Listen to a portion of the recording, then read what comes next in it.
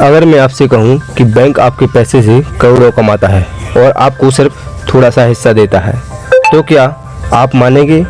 आप सोचते हो बैंक आपका पैसा सुरक्षित रखता है, लेकिन सच ये है कि बैंक आपके पैसे को चुपचाप काम पर लगाता है।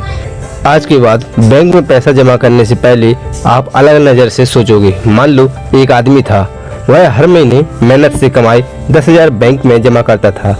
उसे लगता था मेरा पैसा सेफ है, लेकिन उसे नहीं पता था जिस दिन उसने पैसा बैंक में रखा उसी दिन बैंक ने उसके पैसे को पैसा कमाने का खेल शुरू कर दिया। एक दिन उसने सोचा, अगर बैंक मुझे साल का सिर्फ 3% से 4% ब्याज देता है तो बैंक खुद पैसे इतना बड़ा बिजनेस बना देता है।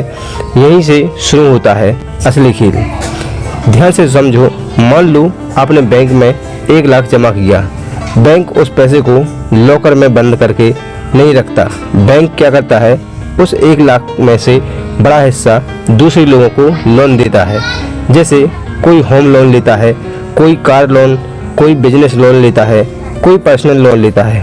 अब खेल समझो, बैंक आपको सेविंग अकाउंट पर मान लो 3% से इंटरेस्ट देता है, लेकिन वही पैसा किसी और को 10% से 12% और 15% तक इंटरेस्ट पर लोन दे देता है। मतलब अगर आपका पैसा 100 है, आपको बैंक देता है 3 रुपया, लेकिन उसी पैसे से बैंक कमा सकता है 10 से 15 रुपया। बीच का फर्क समझो, यही बैंक का प्रॉफिट मॉडल है। इसे आसान भाषा में बोले तो सस्ता पैसा लेकिन महंगा देना, यानी कम ब्याज में पैसा लेना, ज़्यादा ब्याज में देना। लेकिन कहानी यही ख़त्म नहीं होती है। बैंक सिर्फ लोन से पैसा नहीं कमाता, बल्कि कई हिडन तरीक़ों से कमाता है।